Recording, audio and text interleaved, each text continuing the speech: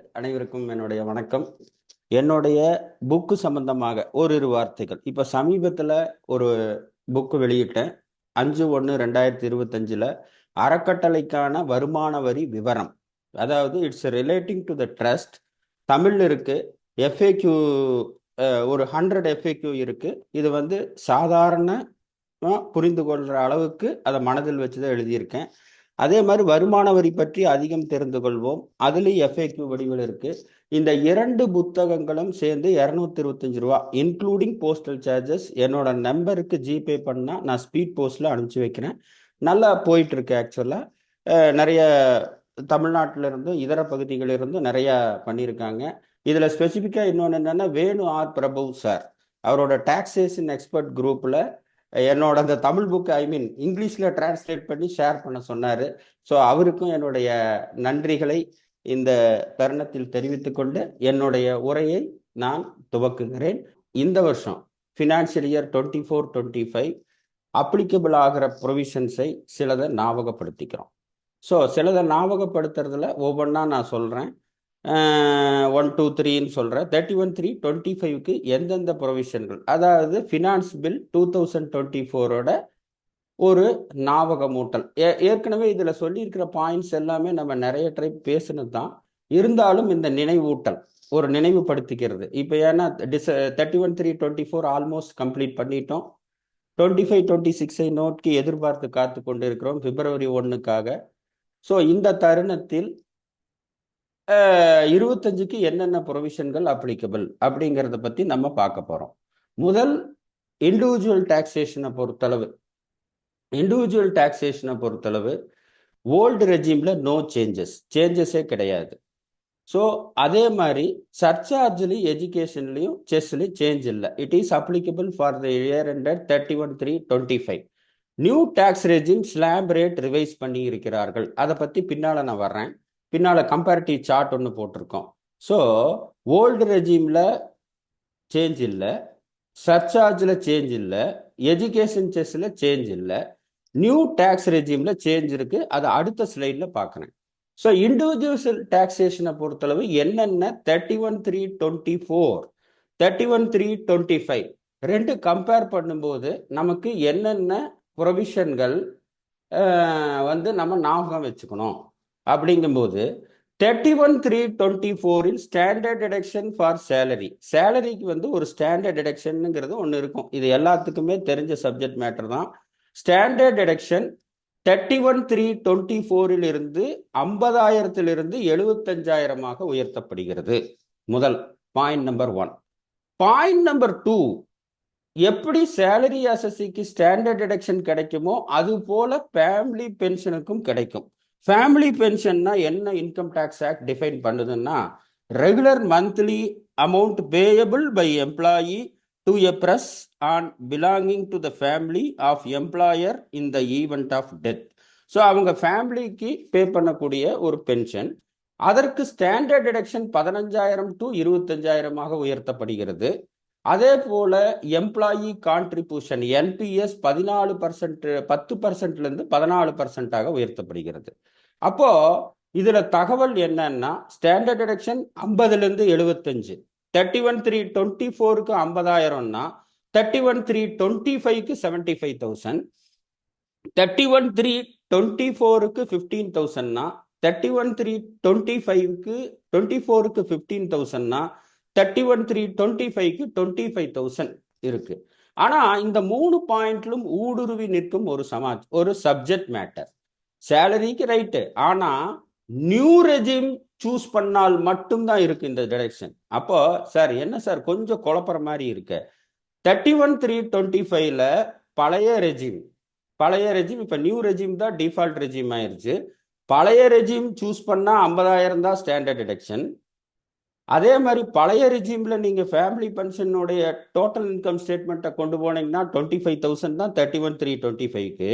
அதே மாதிரி பழைய ரெஜிம்ல போனீங்கன்னா என்பிஎஸ் எம்ப்ளாயி கான்ட்ரிபியூஷன் 10% தான்.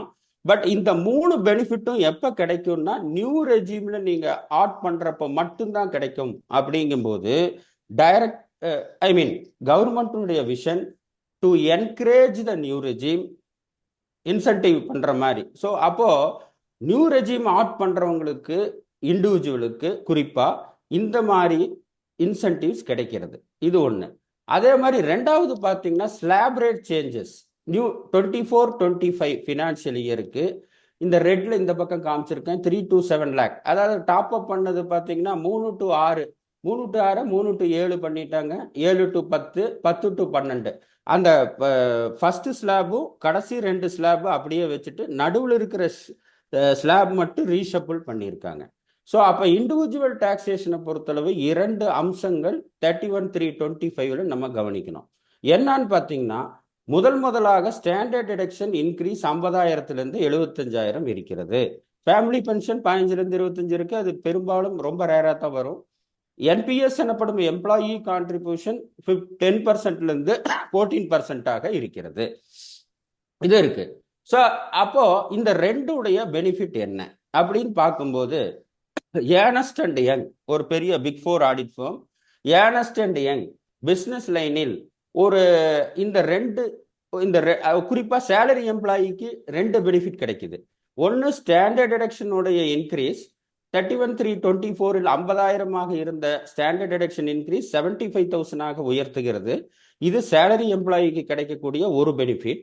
ரெண்டாவது பெனிஃபிட் 31-3-25 நியூ ரெஜிம்ல டாக்ஸ் லேபரேட் ரிவைஸ் பண்ணதுனால கிடைக்கக்கூடிய ஒரு அட்வான்டேஜ்.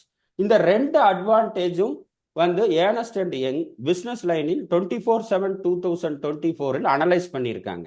அப்போ சரி சார் எங்களுக்கு புரிஞ்சிருச்சு, ஸ்டாண்டர்ட் டிடக்ஷன் அட்வான்டேஜ் கிடைக்குது, ஸ்லாப் ரேட் மறுசீரமைப்பு பண்ணியிருக்காங்க, குறிப்பா நியூ ரெஜிம்ல, ஓல்டு ரெஜிம்ல சேஞ்ச் இல்லை. இதுதான் சிம்பிள்.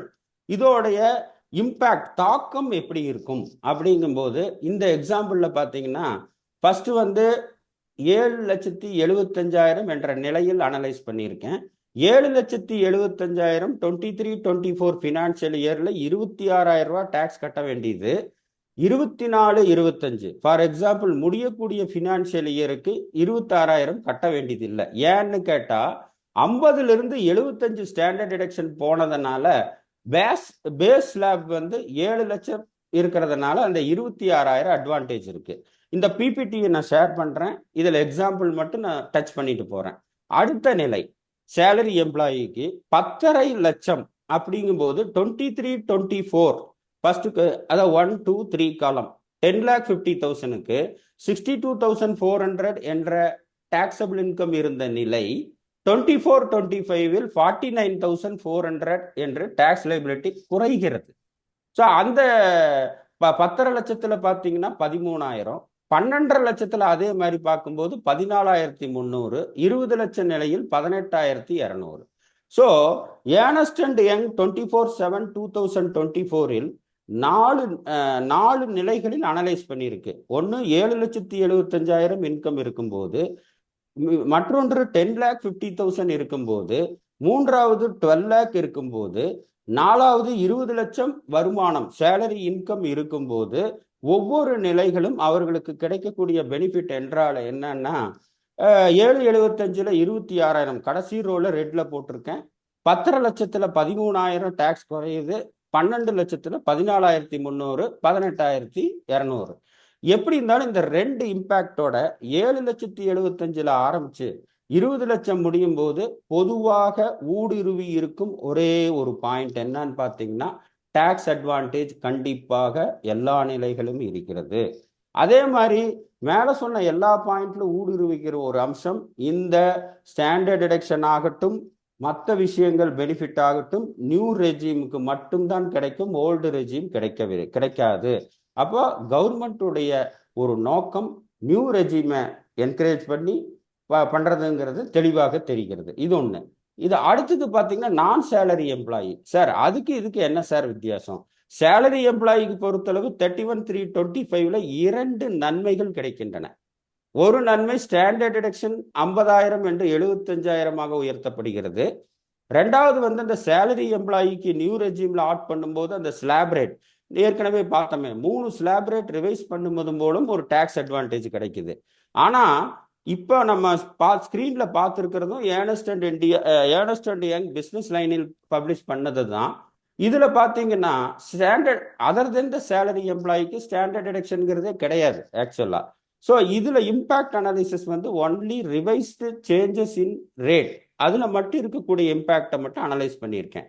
அப்படி பண்ணும்போது 9 லட்ச ரூபாய் என்ற நிலை பினான்சியல் இயர் 23-24 9 லட்ச ரூபாய் 24-25 இருக்கிற நிலைக்கு 5200 அட்வான்டேஜ் கிடைக்குது. 18 லட்சம் என்கிற நிலையில் 10,400 கிடைக்குது.